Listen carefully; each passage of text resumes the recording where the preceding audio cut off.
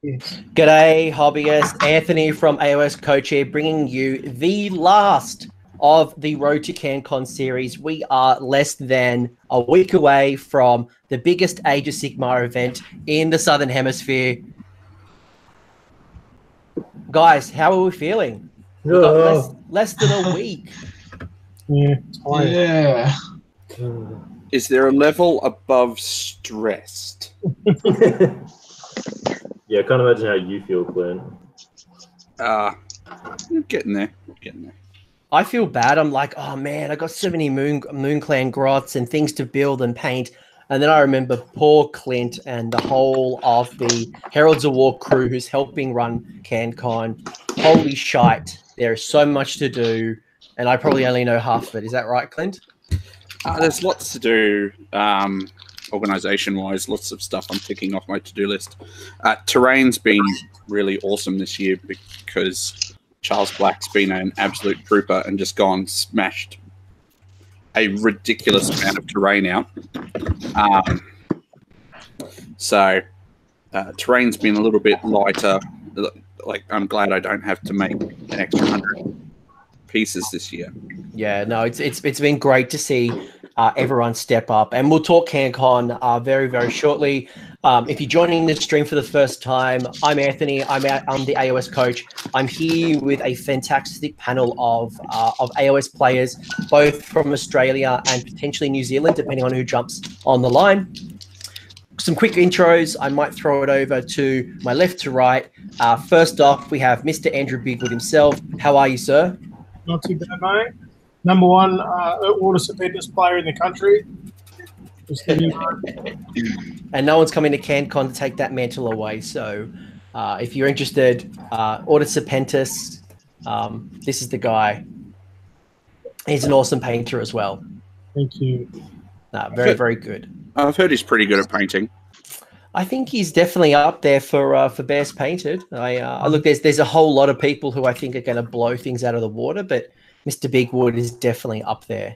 One of the things actually with Sigmar, there's so many top hobbyists that those painting awards are never a given. No, that's the thing. There's so many cool conversions, and there are so many people who are working hard in the background, developing crazy cool things. So I'm generally excited and inspired to see what's going to happen next week. So looking forward to it.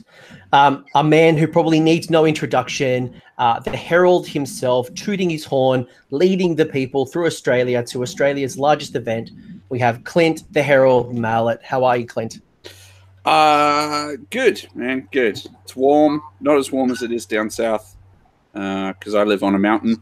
But yeah, busy, getting stuff done. And you're certainly not getting stuff done in regards to building up an army. You are preparing for booklets and terrain and like what's happening a week to go for a TO? Well, I was up until very late last night getting all of the lists formatted and whatnot so I could give them to Mr. Doom for the rest of his reviews, and I'm working on the laptops that are going to be doing our scoring and all sorts of stuff. So, like, it's fairly full on. Yeah, just very, very excited. I've TO'd, and my tournament was 1/3 of the size, and I worked my ass off. I can only imagine how much work is going in, and the work that your whole team, Gemma, Dennis. Who else is there? Anyone else? Sam.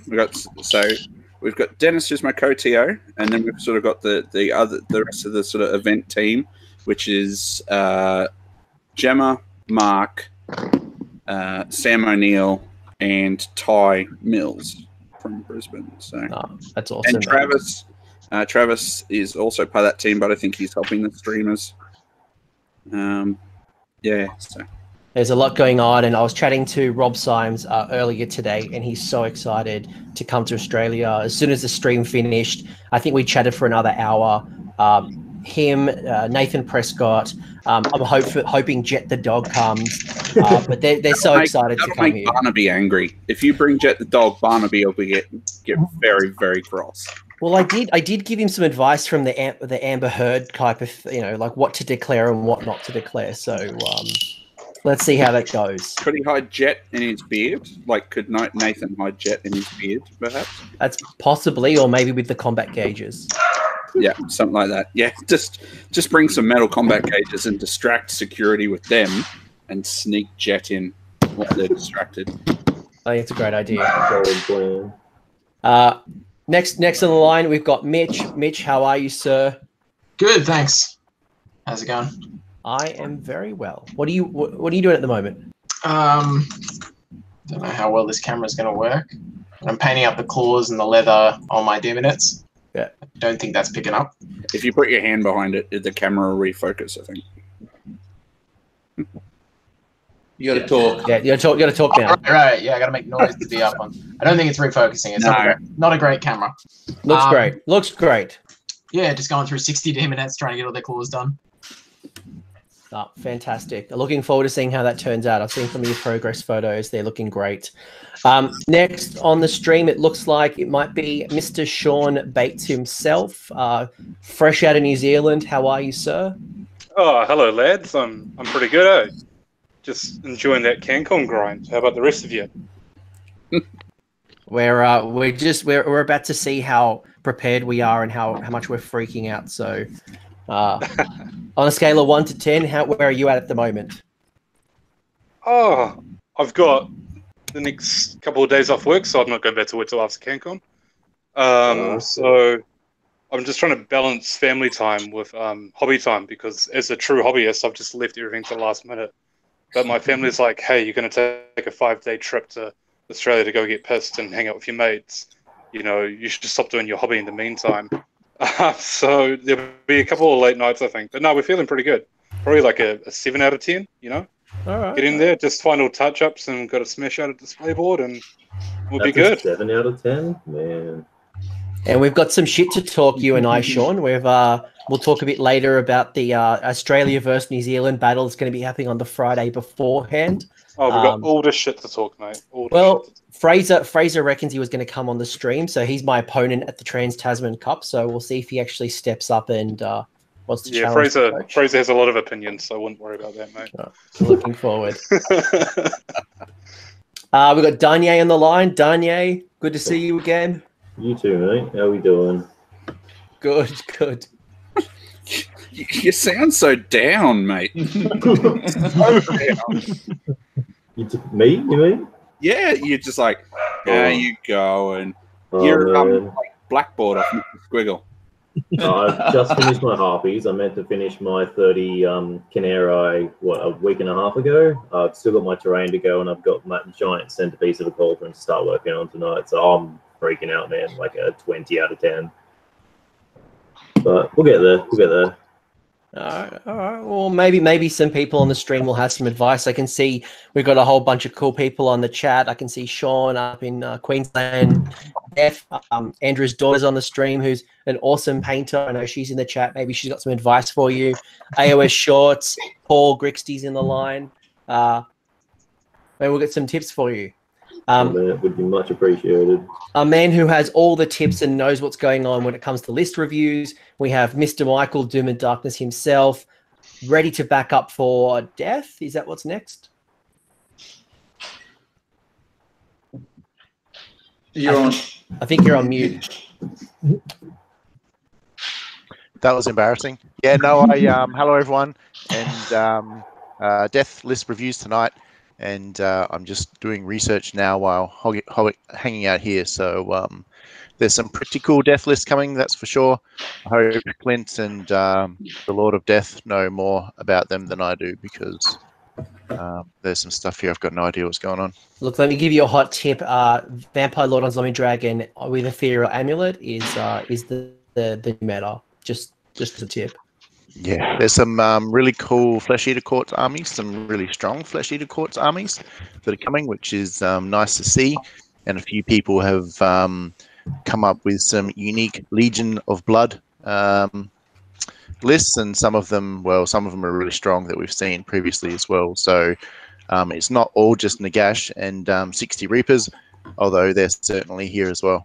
Definitely, I know. So when I was doing the stat review with LLV and Rob today, there's definitely a good proportion of Nagashas, but I'm looking forward to seeing what people are doing and what the two death experts, Lord of Death and Clint, who's the Herald of War. That's what he is. So after this stream's over, make sure to go to the bathroom, get yourself some dessert, get into bed or get onto wherever you're hobbying and jump onto Michael Doom and Darkness's stream, because he is going to have jam-packed awesomeness going through all the death armies, and there are a lot of them. So some good reps. Also on the line, I think the last person I haven't introduced would be the Aussie Wargamer himself, Tim Barclay, sporting an awesome Iron Man shirt. How are you, Aussie legend, with an amazing Alarial? I'm all right. I've had some back issues the last couple of days, which has been really annoying because I haven't been able to get as much done as I wanted. But I'm on my last piece of terrain. Once that is done tonight, everything will be ready to go. I've got all my boxes packed there on the table. That's terrain for myself and Clint.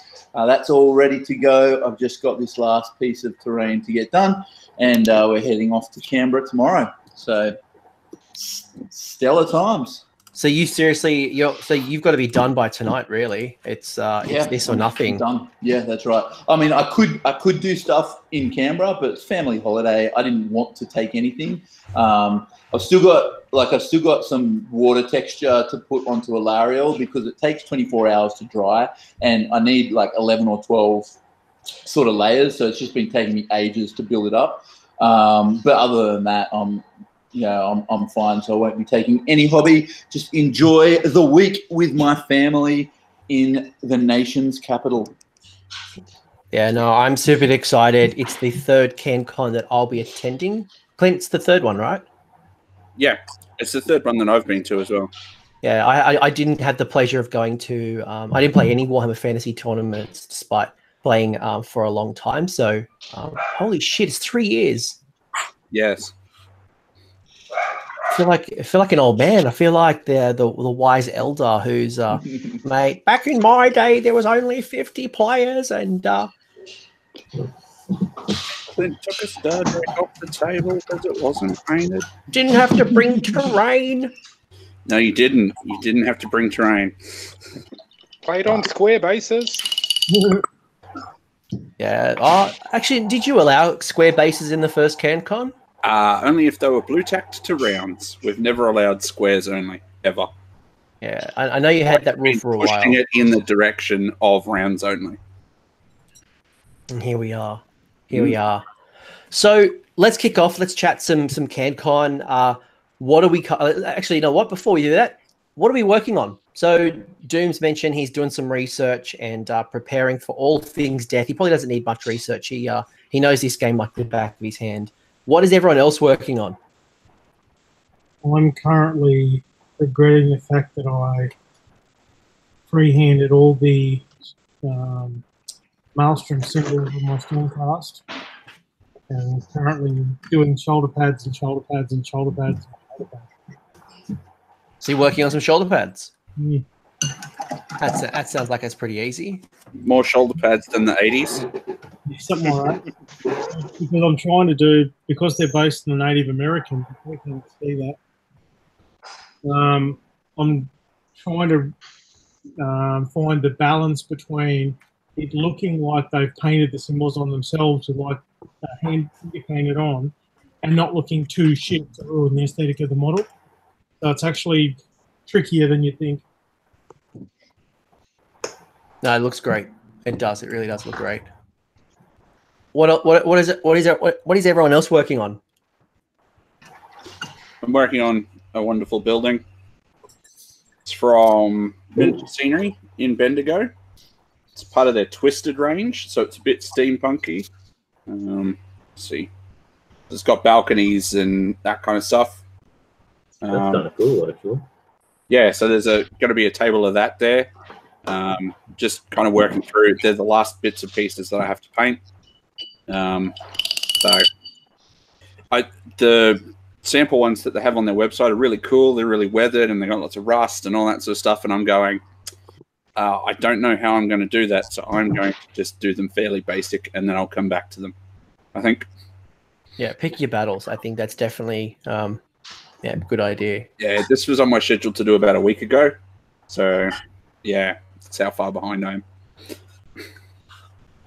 Anyone else working on anything today or preparing?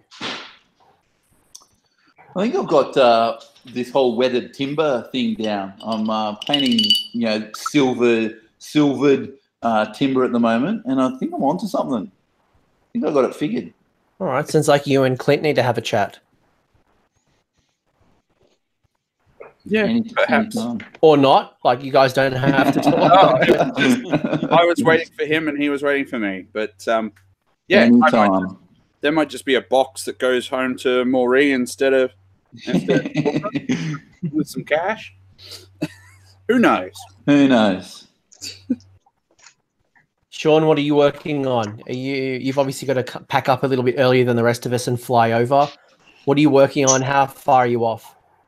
Yeah, so I'm just going through and I'm washing Liberators at the moment, so nothing fun. I don't know how well you can see it. I'm recording off my cell phone. So I'm watching Liberators so I can highlight them up and bring them up to half-assed standard.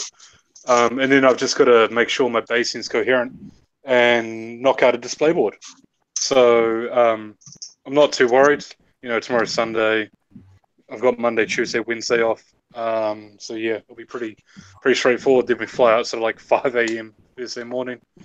Yeah, no, I'm pretty sure I'll get there. Pretty easy.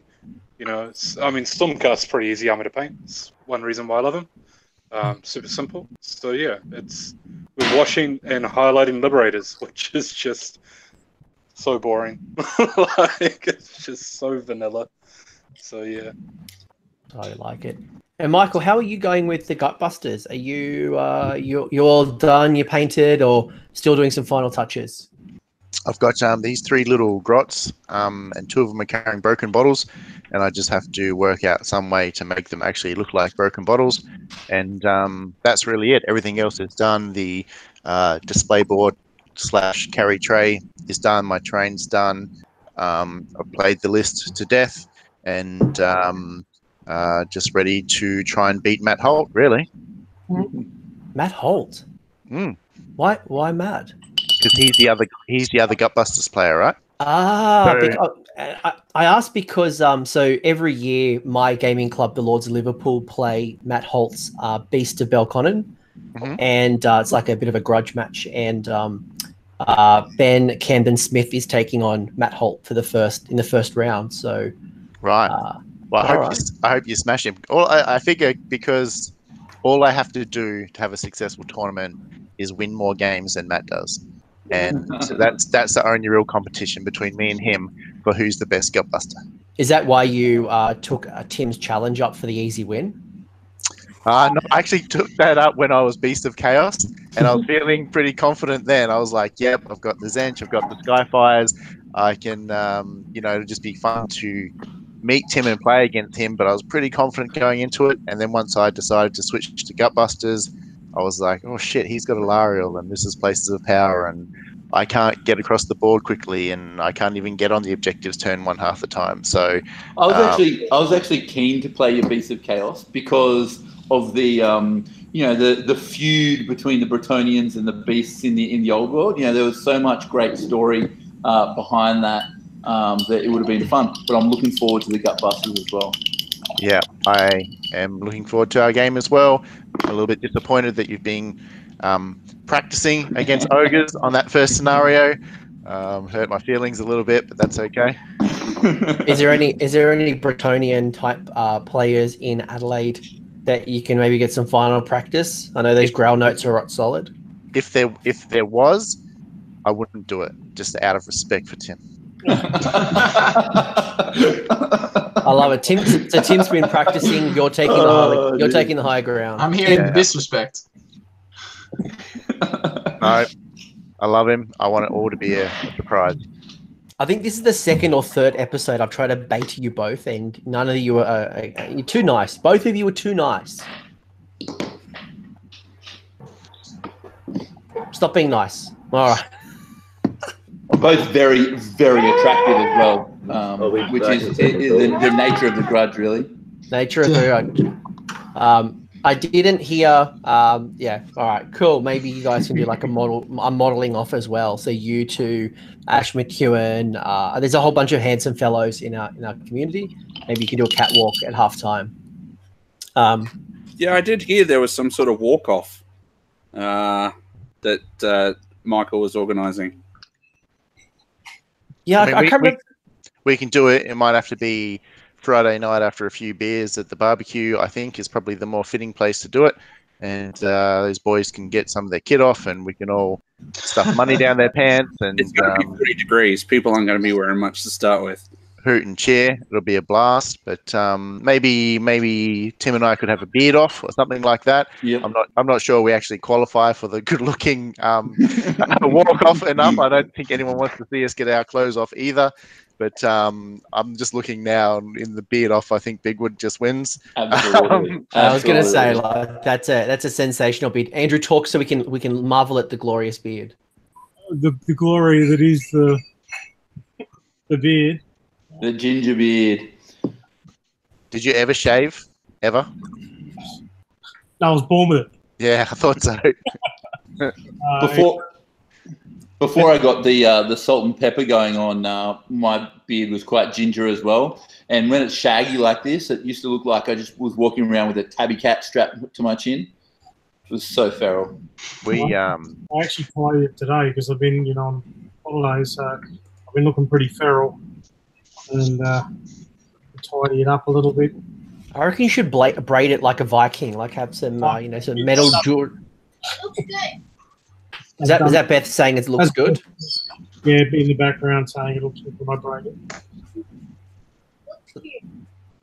So I think the tribe has spoken. Andrew Bigwood is going to braid that beard. Rock up with a kilt. Well, I'm bringing down some face paint, mate. You can wear it too. You look awesome. So with CanCon less than 7 days away, I wish you couldn't say that. I'm going to keep reminding you. I know every time we have this episode, Clint's always like, "Stop talking about the number. It's freaking me out." It's freaking me out because I'm still painting. But yeah. Well, I just built my last model just then. Like I literally just finished my last model, so I had to. So I picked up my Mangler Squig a few hours ago. So that's built. Now I need to go paint it. Yeah, how much of your army do you need to do, Anthony? I'm all right. So I think the Mangler Squig is definitely the one that needs to be painted. That's 0 paint done, but it was only released today. My last set of grots, so I added quickly a 20 more grots to my army.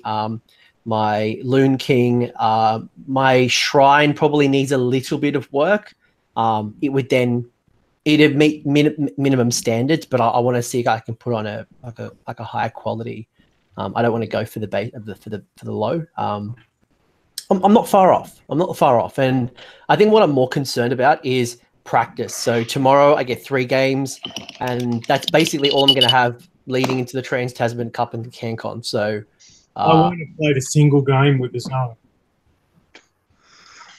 Well, you need to get some games. Well, I won't because I live in Young. You can play Beth. Beth's coming. Yeah, her army's not finished either. Fucking hell. So, what are you most looking forward to with CanCon? So, that's definitely having my army finally done. Honestly, it's just the environment, playing with some decent blokes, having a good time. Because also, I mean, CanCon for me always has been the sort of last hurrah of the summer holidays. It's going to wrap everything up nicely and I'll go back to work. Yeah. No, that's so I guess the final hoo-ha before things go back. Yeah. and then you're back to reality. Yeah, unfortunately. Well, for me, it's really just getting a chance to meet everyone in person, everyone here in the chat, and all the people that you sort of talk to throughout the year, or only get a chance to catch up with once or twice every year when you go to tournaments. So the social aspect of it is always the most fun aspect for me. And then on the hobby side of it, it's like the culmination of 4 or 5 months of hobby work for me. So for sort of building armies, painting armies, test playing armies, going through that tweaking process, and then after you've got sort of 20 odd practice games in, you finally get to take it to the biggest tournament in the world, and then once it's over, that's when I start my next army, to be honest with you. So it's that opportunity to just put it all to the test, and then I can start on the trolls basically as soon as I get back. I can put the Gutbusters away, knowing that I've just played them to death, and there's nothing more I could have done to get more out of the army, and onto the trolls. So that's it means a lot for me. Are you excited about the Troggoths? Yeah, I am. I have to fight the urge not to revert to mangled squigs and goblins, because they're just so good. But the trolls are cool. I've got some of the rock guts here built. None of it's as big as I thought it was going to be, but the models are really cool. And that Trog boss, he's kind of really grown on me. He's got a lot of character, and he's an ugly little dork. But and I think he's overcosted as well. But I just have to paint him up and keep him in the army and play him no matter what. So no, I like him. I think they're going to be good. How many points? Sorry, what was that, Andrew? How many points is he? He's 300 points. Oof. Yeah. He doesn't really fight that well, and his buffs are only so. But I suppose you can add it all together and get some use out of him. But I guess making Trolls Battle Line is his big thing. Do you see yourself Do you see yourself getting a Troggoth hag, or using a Troggoth hag in your army, or are you going to stick to the book? No, I when I first started building lists, the Troggoth hag, just for thematic purposes, is one of the first things you go into, and plus she is very good. The vomit is really good. The spell is really good as well. But when I start trying to answer all the questions I want in the list and fill all the roles, and I look at magic, I sort of go, well, I can put her in there for 360, 380, or I can put the Loon King in for 220. And if I'm thinking about magic, the Loon and a barrel, and the Loon King ends up being like a 3 casting wizard on +2 to cast without the moon, +3 to cast with the moon, and such powerful spells as well. So he fills that whole magic requirement just by him alone. And then I can take another hero as well to fill that sort of troll or whatever it is that I want up front. So every time I put the Hag Queen in, she pushes out other things that I sort of need to make to answer a question in my list. So I won't be taking her, unfortunately. No, that's fair. Look, she is essentially 1/5 of a 2,000 point army, so you want to make sure you get value. So what I would take her if I wasn't trying to stick to a troll theme, then I would actually take her. So if I didn't have the troll boss as my general to make the Trolls Battle Line, then I would just take her and the Loon King and some other heroes, and it'd be fine. And then have to have 3 units of Grots or whatever it is. But then I end up with so many units on the board that aren't trolls. I start to move. It's like a slippery slope. Ended up a bit too far away from trolls. That's probably how I would take her. But if I want to keep trolls as battle line and keep the other units to a minimum, I kind of get stuck having that Troll King in there. He's 300 points, and then she's 360. So I'm at like 660 before anything else, and it's a lot. Yeah, all I'll say is that the Loon King, while he's good, he has to be a general. So his command ability is like general only. So That really screwed me up. But he doesn't have to be a general, does he? Well, if you want his command ability, which is the controlling of the moon once per game, he has to be a general. I don't want that at all. Yeah, that's fine then. I think he's just worth it just on his ability as a wizard, just on his pure casting ability. Like I said, 2 spells at the plus to cast, or 3 spells on a Balewind. With the power of the spell lore, I think he's worth the points all day long, and you can kind of ignore the command points and the general's ability. Yeah, so he's probably one of the cheapest spellcasters in the game, isn't he? For 2 spells at, what is it, 200, 220? 220. Yeah. But he's a very survivable wizard as well. That's the other thing. 6 wounds with a 4-up save. Effectively, he's 12 wounds. So yeah, but you don't need to put him in conflict either, do you? No. And so he's not just going to be easy just to shoot off the table, and he's not going to be easy for Canary Heartrenders or something to come in and kill either. So you can kind of invest the points in him and think, yep, he's going to be he's going to give your army magic dominance. And I think that's worth the points, even if he's not your general. Well, his ranged attack is like 26, 28 inches, which is quite nasty. And the fact that he generates D3 command points a turn, that if you can keep him around for, let's say, 2 or 3 rounds, he's really paid for himself purely based off command points. So I'm really interested to see how he, given that Age of Sigmar in Australia is really swinging towards using realm rules. I'm looking forward to being able to use both command abilities and realm abilities because I'm going to have an abundance of command points. So it'll be interesting to see how that works. Yeah. Sean, what are you looking forward to the most? Like, what motivated you to get off your ass, travel across the ditch to come to CanCon? It's sort of like, I guess, just a collective overview of what everyone else has spoken about, right? So Michael talked about, tuning his list over the last couple of months and then shelving it.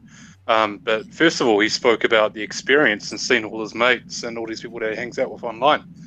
And it's pretty much a similar sort of thing. Like, I love going to tournaments. I love rolling dice. I love having a good time. Love meeting new people.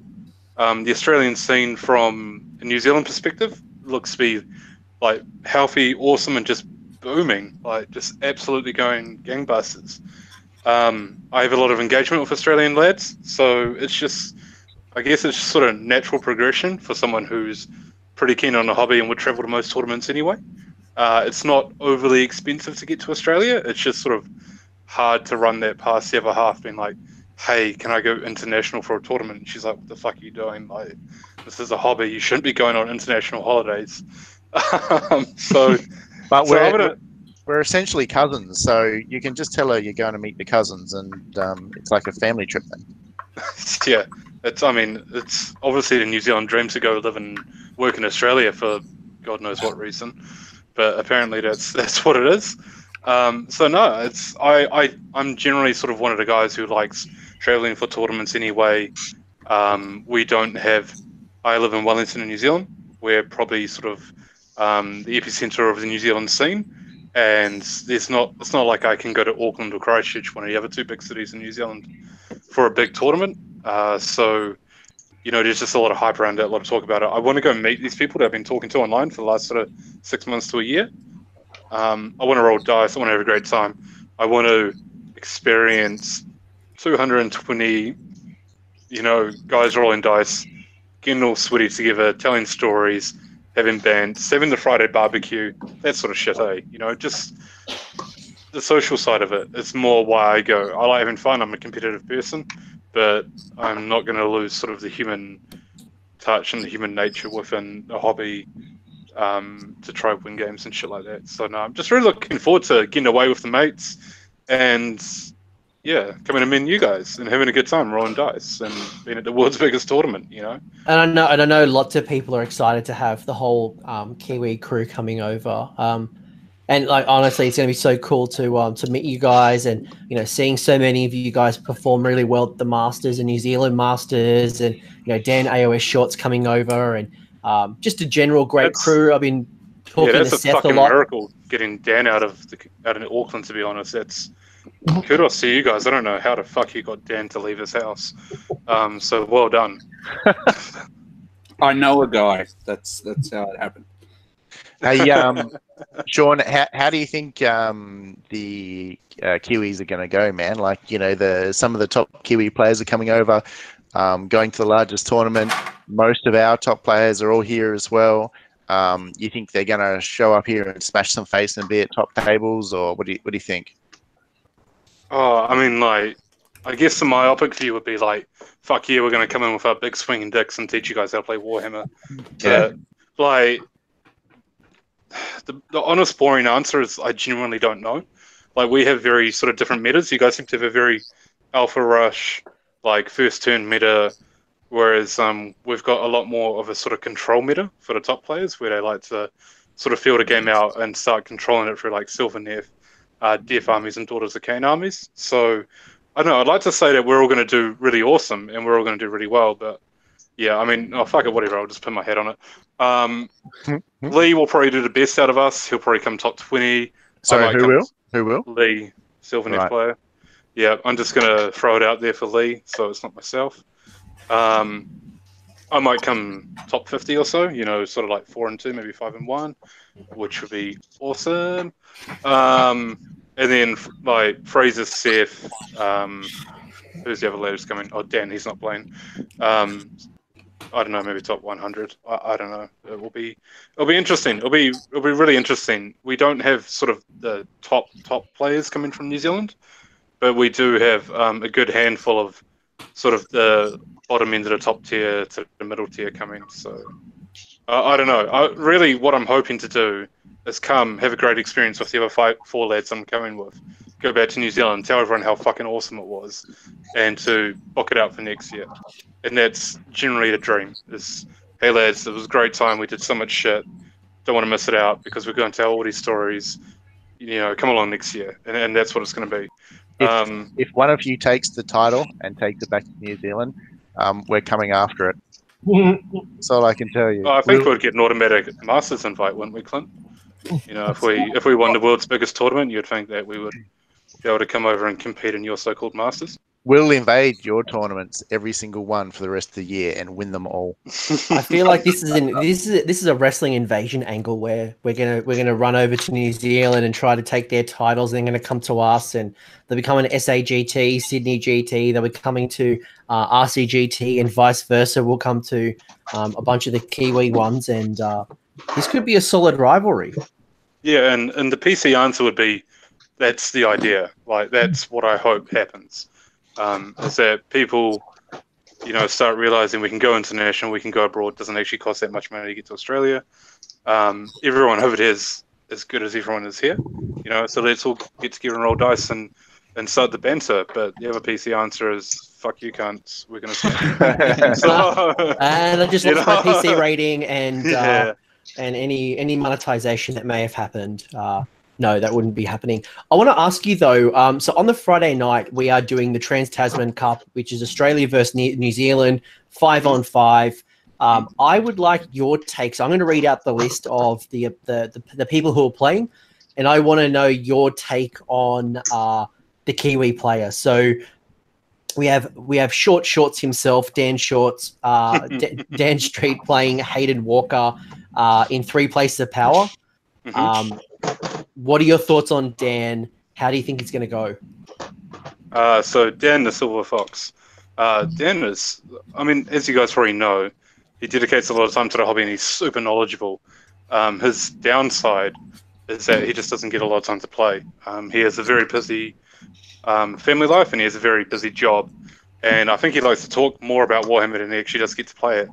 So I'd like to think that Dan's going to win it, given that he is, you know, like a voice of Age of Sigmar, and you'd like to know that he's backing up what he's talking about. But I don't know. I don't know how good Hayden is. I've heard of Hayden. Hayden he's pretty good. He's been at the Masters every year. The 2 Masters we've had so far. So, but I know. But like, to get into your Masters, you just need to turn up to like 3 events, right? Oh, Oh shit. No, I'm gonna put my boy Dan, because Dan is fucking awesome. He's a beautiful man. He knows his shit, and he yeah, I don't know. And I've beaten him every time I've played him, which is once. So no, I'm gonna pick Danny Boy for that. Dan- Go for the home ground. Dan's saying in the chat, don't give anything away, Sean. So he obviously has some tricks up his sleeve. Maybe he doesn't think that we know about the Frost Phoenix and Alariel, but He's just ratted on you, Dan. He basically said that you're a big mouth and you can't play Warhammer at all. There's some division in the New Zealand ranks already. I wouldn't disagree with that, Michael. Oh God. No, he also just sent me a message and said Hayden's going to pants you. Got him. No, I would like to see Dan. I mean, to be fair to Dan, he went to like one tournament last year and came second or so, and lost to second or third, and he lost to the Rain Man of New Zealand Wargaming. Is the way I'd put that guy. So yeah, no, let's go Dan. all right. Who's the next mix-up? Beautiful. Then we have Seth Spiderlegs himself versus the villain of Age of Sigmar, Liam Burnett Blue. That is what Spiders or Gloom Spite versus Sylvaneth. How do you think Seth the Spider-Man will go in this one? I love Seth. He's just a fantastic human being. But I'll go with Liam in this one. And that's nothing about Liam being a big dick gamer or anything of the sort. It's more just that the army's been out 2 minutes and I don't know how practiced Seth is at it. Seth's main opponent is Tubbs, my co-host in Notorious. Tubbs is a fantastic player, but Tubbs has been in Bali for like the last couple of weeks, just like doing all sorts of shit we probably can't say on this channel.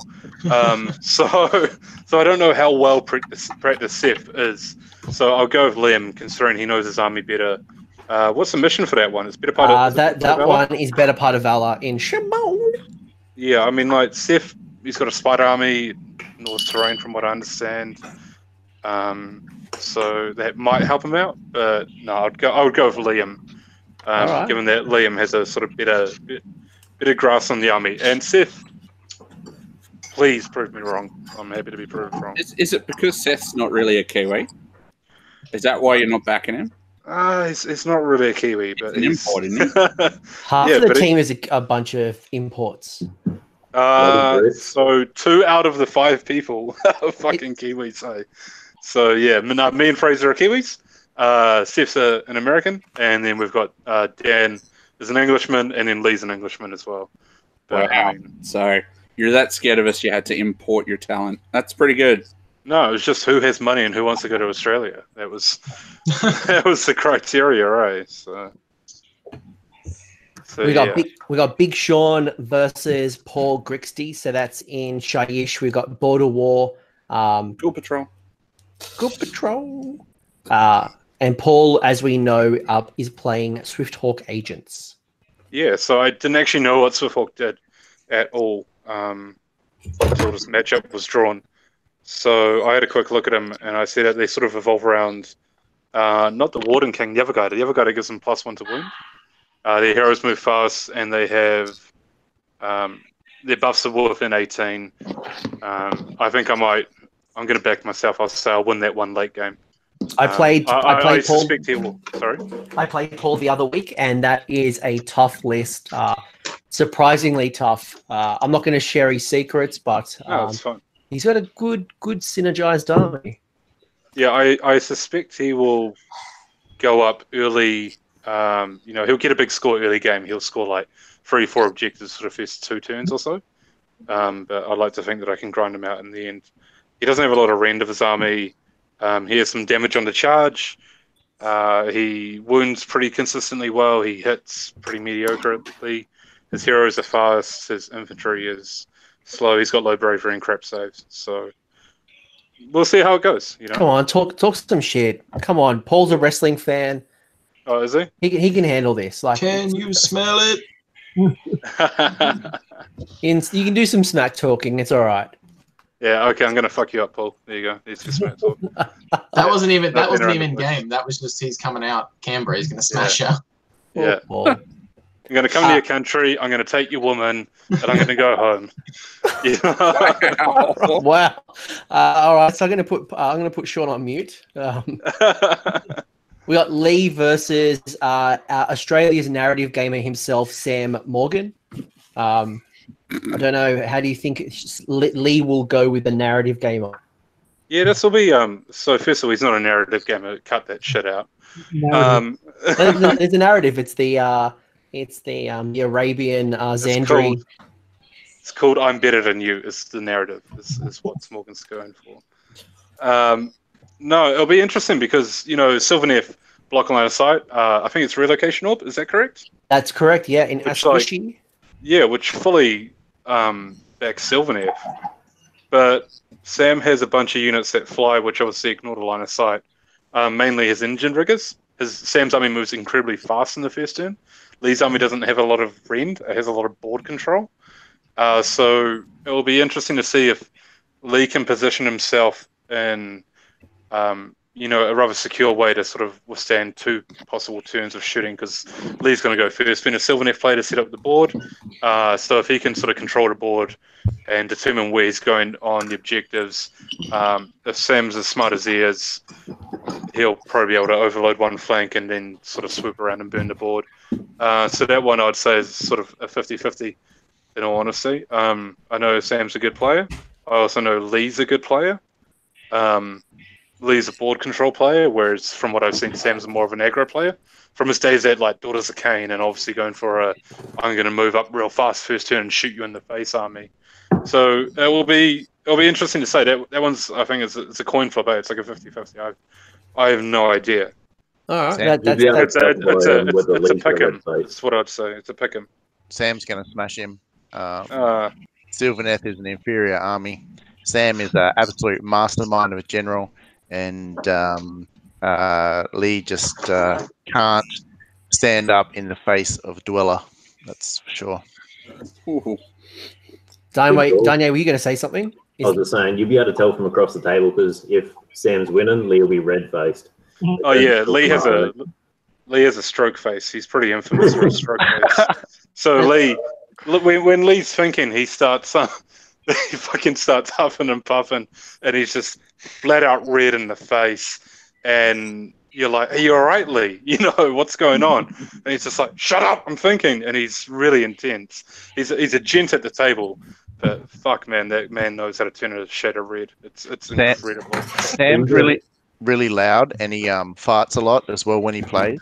So he just stinks the table out and tries to be your best mate while shoving like eels and stuff into your face.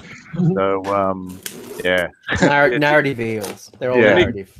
Didn't he queef in your mouth at Sydney GC, Michael? Yeah, literally. He literally did. Yeah, it was good. Last match, and looking forward to this one. It is Fraser versus Mwah. Yep.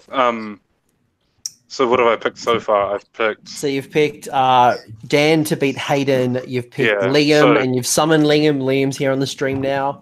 What's up? So So Sean has said that you're going to beat Seth. You've said you're going to beat Paul. Sean's going to beat Paul. You think Lee and Sam are going to be like neck and neck, but your money's on your boy. Yeah, I'll go with Lee simply because I know Lee better than Sam, and Sam's a peasant, so that's all right. And then me and Fraser and I, how do you think that's going to go? Fraser. Yeah, I mean, I think Fraser. Sorry, one second. I'm just going to boot Doom off the stream. One sec. I mean, Fraser's yeah, he's got the price fold. Yeah. So Fraser is he's pretty experienced with Nurgle. However, this is a sort of a newer take on his Nurgle. So Fraser has done well. He did very well the first 6 months of the year when it was AOS 1. He was winning every tournament he went to. But ever since AOS 2, I don't know if he's just sort of giving a fuck or if he is just not as good as we all thought he was. He hasn't done as well, but he knows what he's doing for Snurgle. And it looks like you're making excuses for your boy. He's going down. That's what I'm hearing. He's shit. He's a past player. He's a nobody in AOS 2. and he's going down. That's what I'm hearing. Anthony, I'm just trying to get your hopes up. So when he like kicks you into debt come Friday, you know, it's You're trying to like so much more satisfying. This is a pep talk, my friend. This is a pep talk. Well, what I will say is I beat a Thricefold 2 weeks ago, and it does not scare me. So Fantastic. You can bring the big fatties on the table. You're in trouble. Yeah. No, again, Fraser hasn't played a whole lot with this army. He knows Nurgle. You seem to know a lot about your Gloomspite, so I don't know. I pick him, I guess you'd say. I reckon whoever wins, whichever team wins, sorry, so not individual. I reckon it'll be like a 3-2 either side, so it'll be 3 wins and 2 losses. I don't think it's going to be like a 5-0 or like a 4-1. I'd like to think it's going to be close, but if it's not, then hopefully we just push your poo in. So, you know. And Liam, a competitor in this battle, what are your thoughts, and what do you have to say to New Zealand in a let's make some friends and remember what's happening in 2 weeks?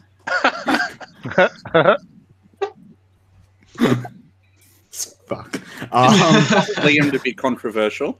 That Liam can be controversial, but let's continue making friends in the community. I am going to say is I reckon there's going to be some good laughs. A little bit of like, what is it? Tension. But hopefully when Australia smashes New Zealand in, we can like get them drunk enough that they'll forget about it on the Saturday morning. And then I think it'll be sweet. Maybe some sexual tension, but I think that'll be about it. Yeah, I was about to say if you're there, then yes, a lot of sexual tension. But I think we'll be sweet. Hashtag dadbod for the win. And then so I reckon I'm excited just to play some new people, especially from across the ocean. But yeah. So here's my take. And I'll be friendly. I'll try and be friendly. I think New Zealand's going to win it. I want New Zealand to win it. And the reason I want New Zealand to win it is I think that if they lose, they're going to really take Saturday and Sunday seriously, and they're going to be out for revenge. And I don't want to motivate them any more than we don't want our trophy rated. That's why I said we'll get them drunk after. Well, I already have a plan. I already have a plan for the Friday, so okay. Stay tuned. Sweet. I think the Kiwi boys are all going to do really well at both the Tasman Cup and also at CanCon, to be honest with you. Oh, yeah. Every list is great. They all seem like really good players. I've been speaking to Seth a lot on the WhatsApp group, very knowledgeable. So I think if he is a representation of all the players, Sean, we've spoken a few times. I think anyone who gets to play any of the Kiwi guys is going to have an absolute ball, I think. And you guys are going to do really well. Yeah. Sick. And Beth's dancing. Andrew, what's... Well, the best answer is she's been talking about giving Liam shit all day. And she just told us on the chat that her pterodons are officially done. She seems very excited. That must be the pterodon dance. Yeah. Can we see them, Beth? She's bringing one over. That's great. Why giving me shit? You want to Liam? Are you seriously asking that question, Liam? Like, isn't that the secondary hobby of Age of Sigmar?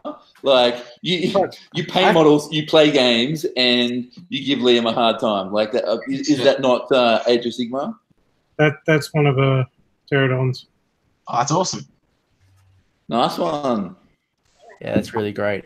That's really cool. I definitely would believe that is part of Age of Sigmar if I ever open Twitter. As soon as I open Twitter, it's like, oh, what went wrong now?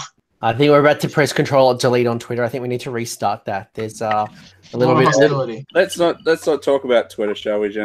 Let's not talk about. Let's talk YouTube. Let's talk CanCon, and let's talk grudges. What's happening on Twitter? This seems like a nice segue. Hey, Bev, do you want a grudge? Nah, cool. While it's silent, I've just got to shoot, lads, because I'm in the future, so it's getting late here and shit's calling. But I will see you guys in like 5 or 6 days. We'll see Yeah, you. man, Good we'll times. see you very soon. Oh, absolutely. We'll see you before you see us. Have safe Cheers, travel to yourself and all the New Zealand kids. Oh, kids. Yeah, it's us. All right, cheers, guys. Have a good one. Yeah, mate. Yeah, mate. So has anyone else got a grudge lined up? I know Michael and Tim, you got a grudge happening. It's been very well publicized that Dad Hammer is challenging me every chat, any Twitter Pete's, he can remind me that we're fighting, and he's going to lead the Scourge Privateers to meta. We're going to play. Is there any other grudges that are happening in the community, or even Clint, any interesting ones that you've seen for people who aren't here? So we've got 2 Pasquales in the in CanCon.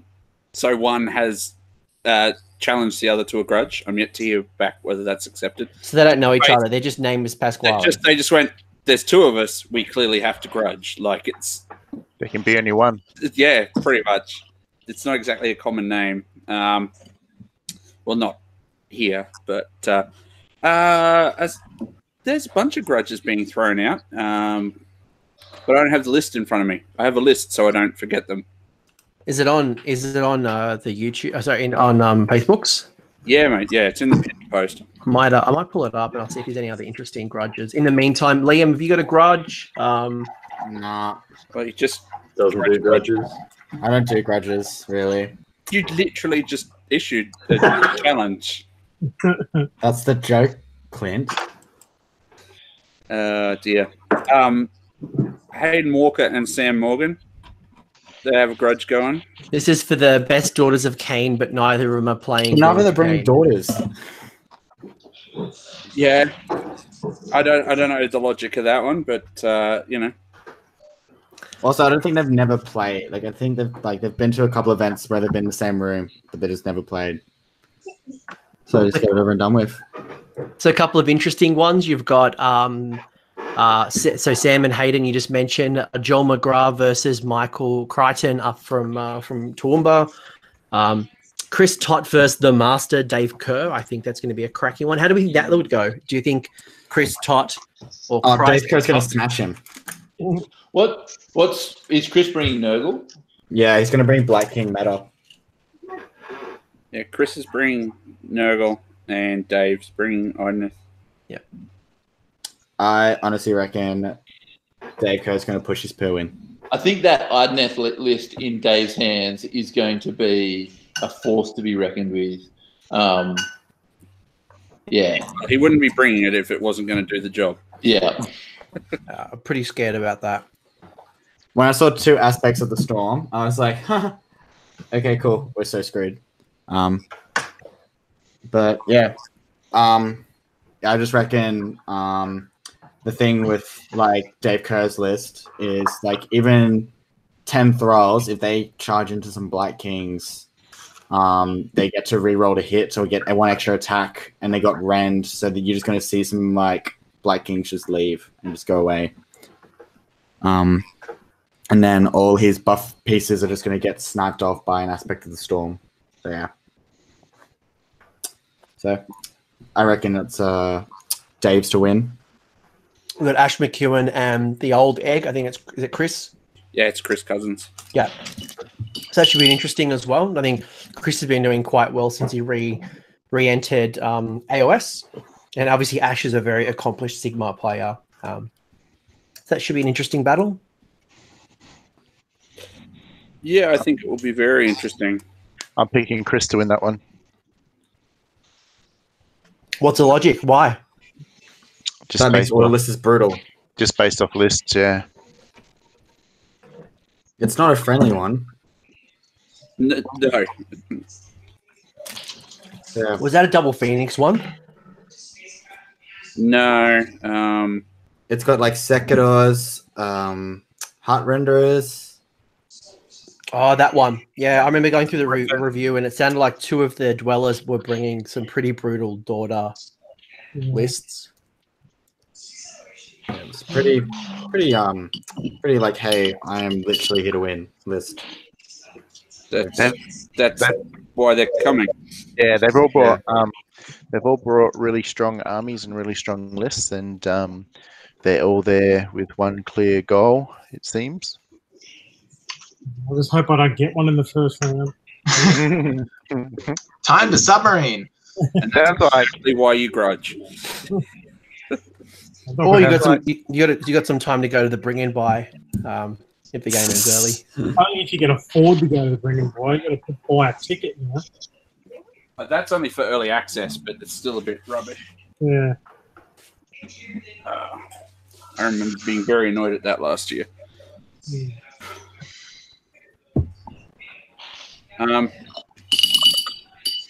Yeah, you should throw a grudge out, Andrew, to avoid playing one of the dwellers.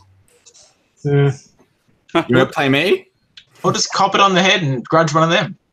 Yeah. No, you don't want to go through that. Pick on the weakest of the pack. Could Andrew grudge Beth? Would that be legal?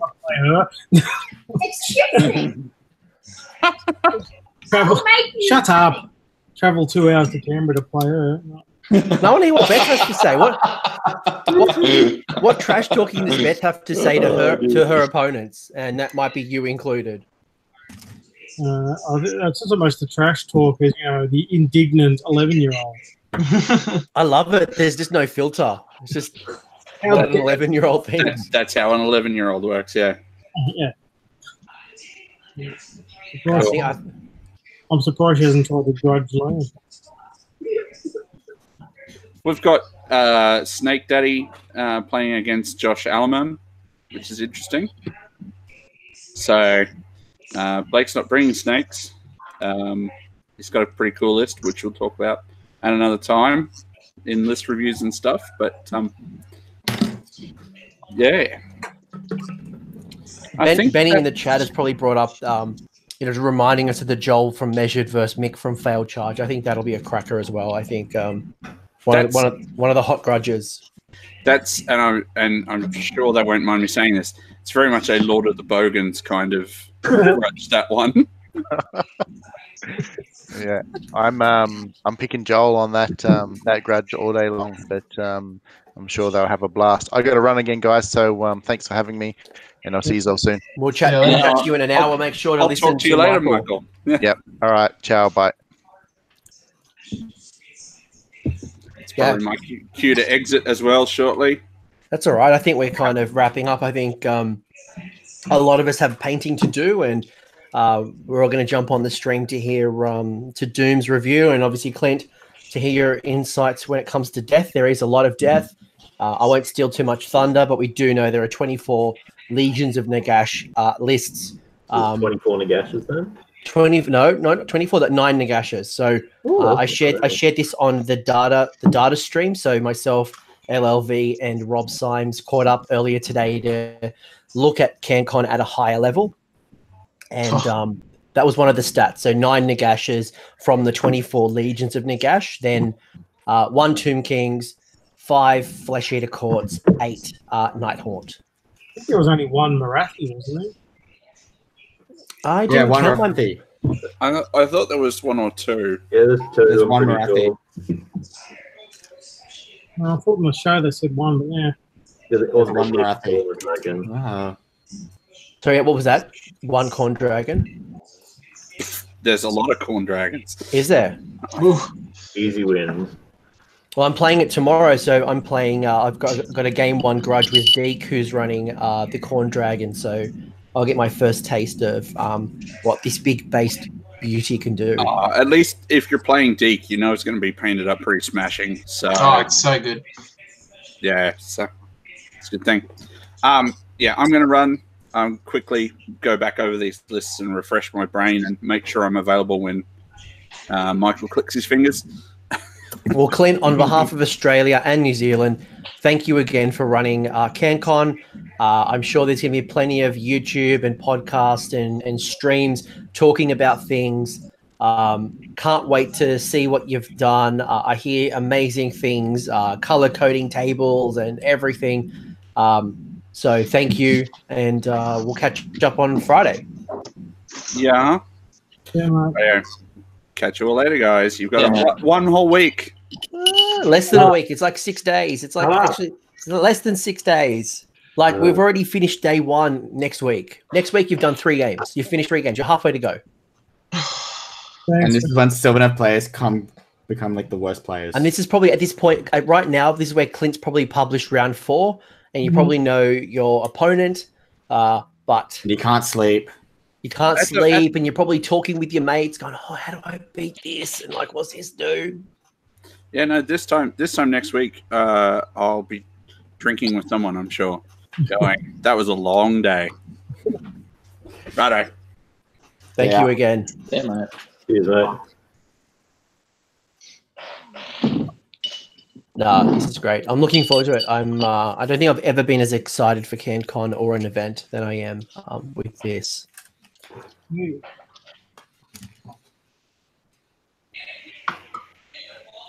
Wow. How's painting the harpies? I haven't got there yet. Oh god. Danye? Oh man, I finished mine last night. Well, finished in inverted commas, but they're doing good. I just need to put some basing on them, but I'll do that after CanCon. I cannot be bothered anymore. But those cheat strings drove me insane. See, I'm just about to start building 20. Oh, I wonder what you're doing that for. Dredgy Ganeth. Yeah. I've only got 5 to do next week. Well, me and Liam showed me a list the other day. It was Dredgy Ganeth. He's working on some filth, but I won't spill that list for him. He's very excited. He messaged me. He's gone from Slaanesh to vampire, female vampires like Sylvaneth, and now he's back to daughters. So it turns out we're thinking along the same lines in that regard. So me and him are both be doing something very similar next year. Well, this year, shit. I'm excited to make 0 friends. Yeah, it's not going to be a very popular build, to be quite honest, because the buffs are just thick and fast, man. Like with the charges and stuff, you're going to be hitting on 2s, re-rolling 1s, wounding on 3s, re-rolling, possibly -2 rend 3 damage. That sounds like fun. Yeah, it's like I did the math right, and you could take out both a Nagash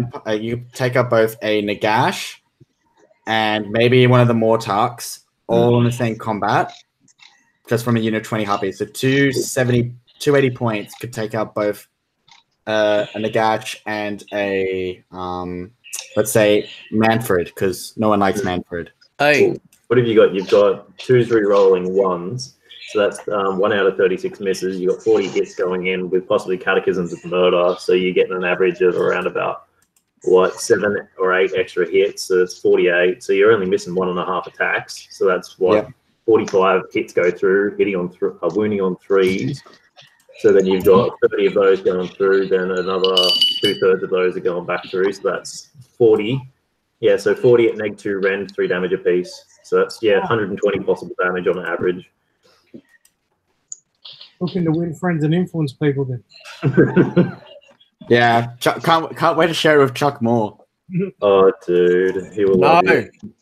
Are you trying to trigger me, Liam? Do you know what Tom Lyons is doing at the moment?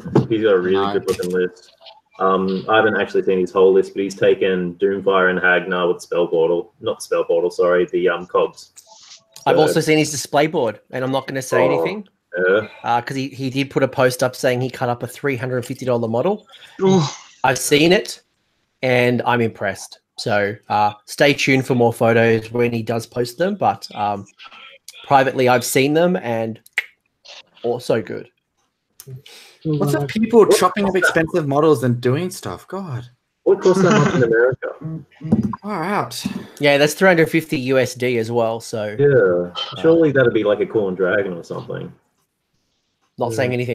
Oh, See, my original plan for this display board, right? I was gonna get the Star Drake, build it, and then like smash it, and then build it, then smash it, and then stick it onto the board. Spray it Mechanicus Grey and just turn the Star Drake into stone. that'd be Piss cool. off Stormcast players. I want to do that with KO ship, just like wreck it and just chuck it in a burning heap.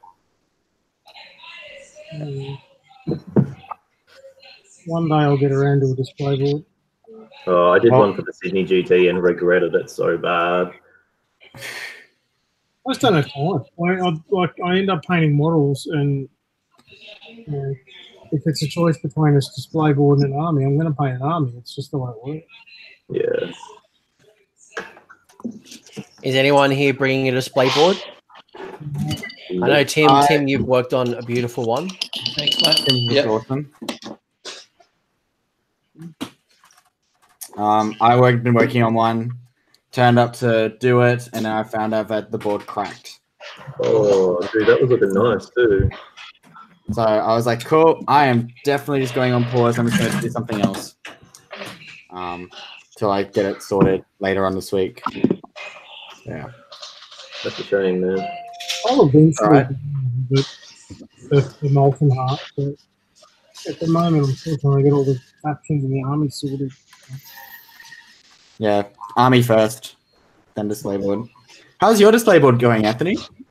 Before I get into that, Ranger in the chat said, I'm putting static grass on my carry tray for a display board. Nice.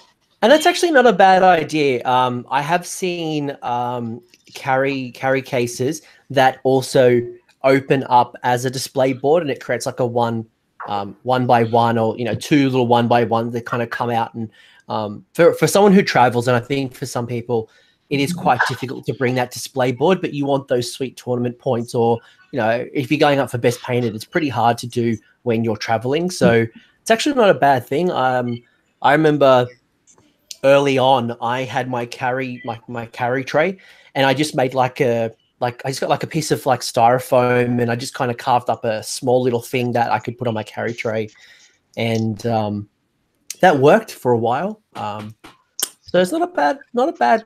Actually, I don't mind that. There are some amazing portable Blood Bowl cases where, like, it's a case and it folds out into the Blood Bowl pitch. There are some amazing ones out there, like that have the pitches and the dugouts and the bleachers and everything. They're fantastic. Give them a search. Yeah, I'm with you. And Liam, how's it going? I have not touched it. In fact, I haven't touched it so much that I have my display board tiles that have been sitting here since the start of the stream. I haven't even started painting. I've got a dry brush. That'll take, I don't know, half an hour to an hour. Yeah. I probably should. I should fill this one up with some resin for the lake. Yep. And I've got some like water texture that I should do, but I've just done my mangler, so I feel like mangler is priority one. Yep. This will probably be dry brush, I don't know, tomorrow night or Monday. Yeah. I am seriously, I was at my local store today, and I saw that the mangler came out, and I looked at it and I was like, the temptation to get this and paint them as 2 angry Kirby's or 2 angry Jigglypuffs was way too high. It is a very cool model. There's some really nice little nods. There's a dude that's kind of holding at the top, and he's Supermaning and flying on top of the squig. There's a little tiny like snotling on one of the feet, and he's kind of jumping off. Yeah. It's such a cool model. I was on the edge. I'm like, I've already got a mangler. Like, I like my old mangler, even though it's fine cast. But this is beautiful. This is all the new stuff is just knocking it out of the park. I know it's early, but I reckon that's a contestant of Model of the Year. Yeah, like it's early.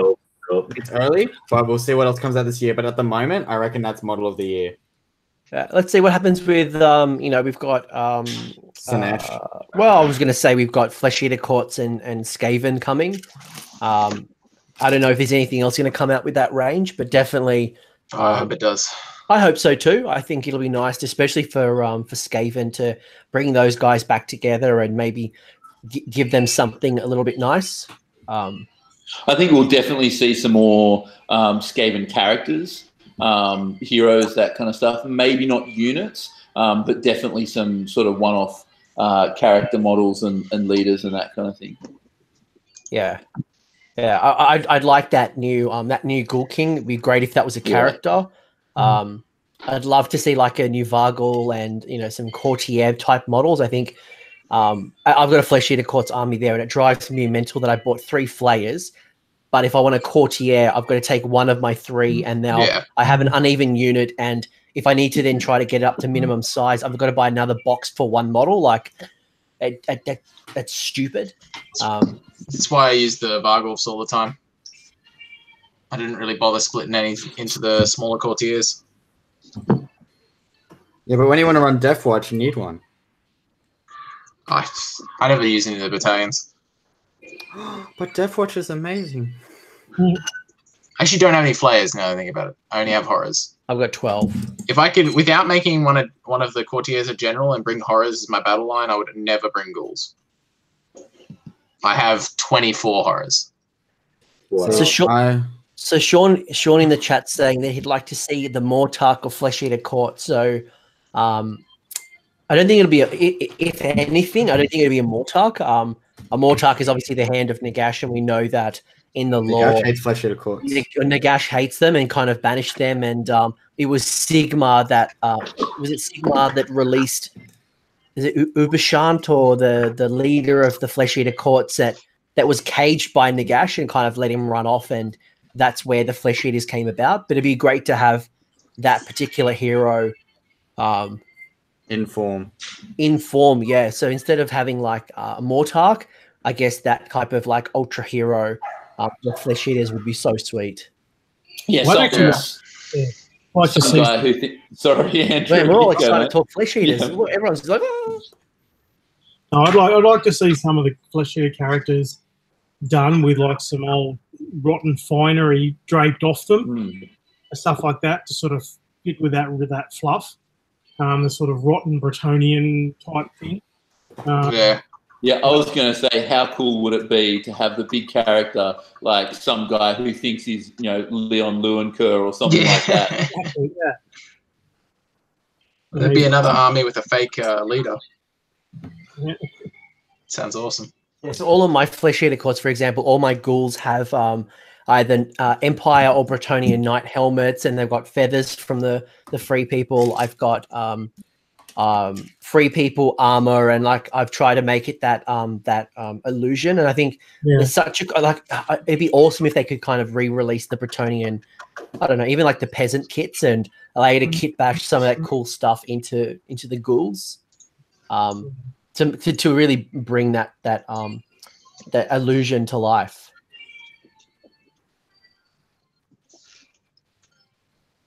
What else is there? I think that Skaven hero looks pretty cool. Interesting that they had the rat wheel, Doom wheel. It's been such a long time since I've seen a Doom wheel on the table. Yeah, Doom wheel. So I'm wondering if that's going to get a nice little boost because you just don't see them on the board anymore. Yeah, it's interesting that box has gone with much bigger models rather than sort of the normal Skaven horde. Like it's gone it's a very Clan Skryre focus. It's quite Skryre, yeah. Like I reckon, because the thing is though, if you look at like Acolytes at the moment are like $20 for like one model. Yeah. Which is like their generic battle line. So that's why there's Storm Fiends in there. But I reckon it's a pretty cool box. Yeah. Yep. I don't like the models. There's definitely some older models. I know, talking to Dan Brewer, for example, you got the Night Runners, which are very much, I think they're like a 5th edition with the old monkey hands that are very like super big. And I'd love to see an Ashen rework. That'd get me in deep. Yeah, there's definitely some of the range that is well out of date. That's why he converted most of his army. Plastic Acolytes, calling out from the chat. Yeah, absolutely. And I was chatting to someone the other day, and I'm saying I'd love Mournfang Brown spray to come back. So if they're going to bring back the rats, get that spray out there, because base coating 80, 100 rats without that would be mental. Yeah, bro. I don't see Dan Brewer complaining. Yeah. Yeah, but Dan's another level. He's a freak. Super freak. So I'm gonna start probably maybe wrap things up very soon with I've had a long day in streaming. We've all got a lot of painting and preparation to do. We've got Doom and Darkness's review coming up in about 30 minutes. But is there anything that you want to share? Anything that you want to talk about? Anything you're really excited to talk to the community about? Or I am excited for one thing, peace. and I'm also excited to see so many new players. Like, have we touched on like how Lords of War sold out? We have not talked about some of the tournaments, and yeah, I reckon after, I'm excited to see people getting super excited after CanCon, and then they go, cool, what's the next event? And then you start seeing like Border War, Sydney Slaughter, and all these other events in this year just getting sold out. So you should have, so usually February is quite quiet. You go into March, which is normally BrizCon, and I feel like there's something else usually around that. Oh, SAGT is going to happen in March. Yeah. We then go into Border War. We go into Lords of War, Sydney Slaughter, Bendigo. The Measured Boys normally have something around that Queen's birthday as well. I think it's the Bush Bash might be around that time, or. Yep. Oh, how funny was it trying to hear the Honest Wargamer say and his mate say for the Bendigo? Oh no, I don't remember. I remember that. I do remember that. It's good, but I'm sure there's even plenty of stuff that we'd mispronounce, and they're just like, you guys are idiots. Yeah. I have to say, I did have a good laugh at Nathan's video that he posted about immigration. Yes, yeah. Rob was telling me it was hilarious. So good. So for the benefit of people who haven't seen that video, what was the message, Liam? So pretty much you see Rob and Nathan currently sitting in front of a computer, and Rob says, hey guys, we're currently just doing our immigration, and there's something that we find a bit weird. And then Nathan goes, yeah, it says here if you're granted permission, you have to make sure you have not committed a crime. And he goes, when the hell did that freaking change? I thought that was the only way you can get into Australia. And everyone just like lost it. And he goes, because I was honestly going to go rob someone just to make sure I can get a free pass to Australia. That is how we got here. That is how we got here. And I was like, you know what? I totally agree. Like, to get it, it was just so good. He was just like, when did this change? And I'm like, oh well. But I tell you what, though, the fact that we have Rob Symes and Nathan Prescott coming down from the UK, I think, is incredible. Dan Shorts. He is literally Dan Shorts. Dan AOS Shorts is coming over from New Zealand. He's not playing, but he's going to be doing, coverage. We're going to have live coverage. We're going to have the biggest event going on. We've got the Trans-Tasman Cup on the Friday. We've got the barbecue. So the Carotel, if you're playing Age of Sigmar and you want to meet people in the community, come to the Carotel. It's a couple of blocks away from the convention center, and we are going to be having a bit of a barbecue. So bring yourself some drink, bring yourself some food, and come hang out with the AOS community. It should be a really good one, and a nice way to lead in. Sausages. Bring some sausages, bring something, contribute, and get on the piss and have a chat with us. I'm sure all of our travelers are going to be there. The Carotel seems to be like the mecca of accommodation. It's where everyone kind of stays. I have no idea where I'm staying. I'm pretty sure I just paid Spinetti money. I'm like, here. And he just goes, cool, I got a place. I'm like, sweet, bye. That was it. You could be camping like the Measured Boys. You got a tent. You're going to be sitting, singing Kumbaya around a campfire. Way too much of a princess for that. Sorry. At least I can admit I'm way too much of a princess for that sauce. You go glamping where you just bring a caravan or whatever. Might as well stay at home. That's still too much for me. Liam's car basically blew up last CanCon, so he's not bringing a caravan this year. Oh, still the best story. So good. And for the benefit of people who don't know this story.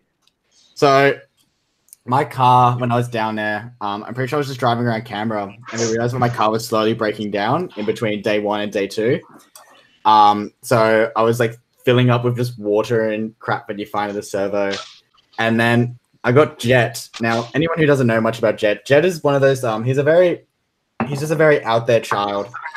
Jet decided, we found out that he was a mechanic. So he went through and looked at my car and he goes, the chances of you coming back to Sydney, I think you have better chances of winning the lotto. And I was like, oh, okay, good to know. So after day 2, I was like, cool, me and Dan Brewer decided let's leave now in case we do break down. At least it's still only Arvo and we can get a tow truck or whatever to get us. We honestly thought we knew that we weren't going to make it. And we went up by I think we lasted for about 45 minutes. and the car just completely shat itself and just did not turn back on. So then we got it towed back up to like some other town, and then we just left it there. Just left it there for a few days, and then we organized and the best part is though, the day before leaving for CanCon, the car just got serviced, and they promised me that it's all good to drive, and that happened. So I got Mazda to pay, I think it was like $2.5 grand or $3 grand to get the car towed back up to Sydney. And I'll never forget your round 5 game ended really early, and instead of packing up and helping, you were like, "Guys, I've got to get out of here. I'm going to get on the road, and if you see me, please help me." And you obviously ran off. You ran off, and with good reason. You wanted to get on the road, and I'm pretty sure we passed you broken down, and we may have just honked at you and kept going.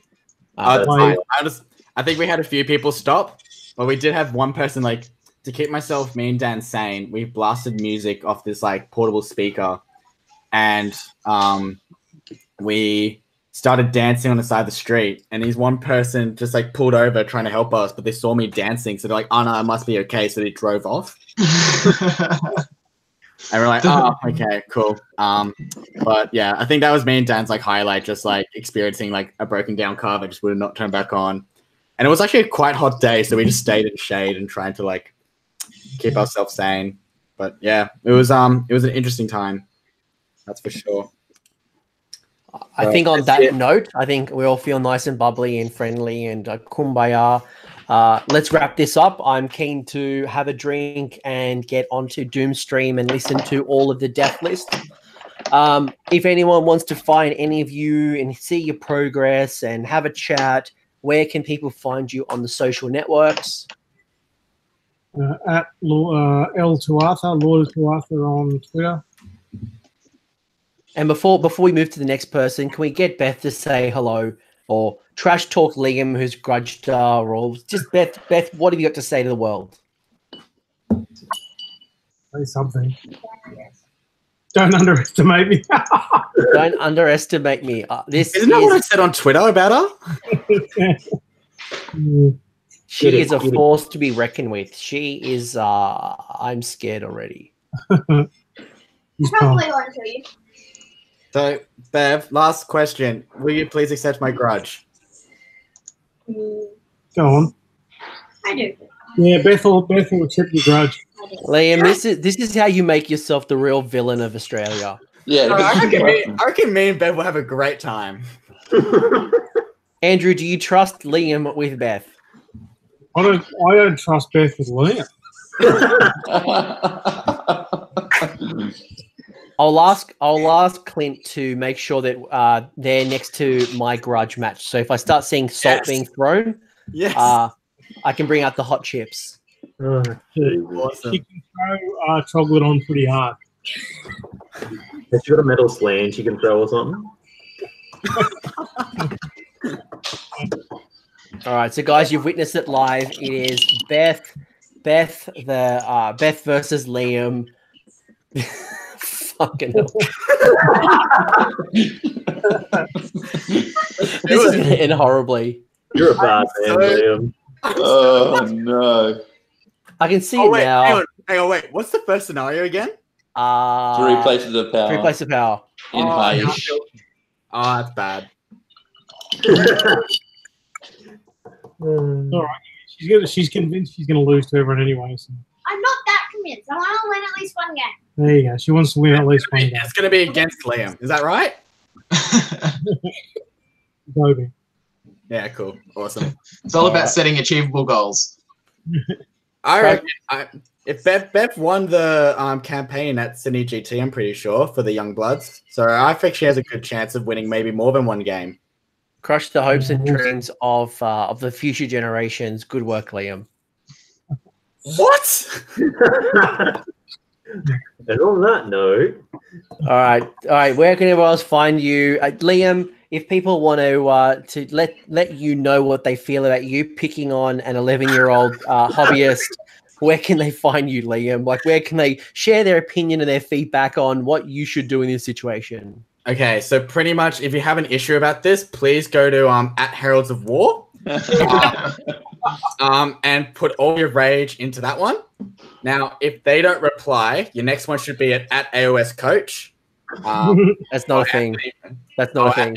Anthony Magro, that'll be good. And in all seriousness, I'm pretty sure we're gonna do at Shadowhammer, and you can put your rage over there, and I'll be sweet.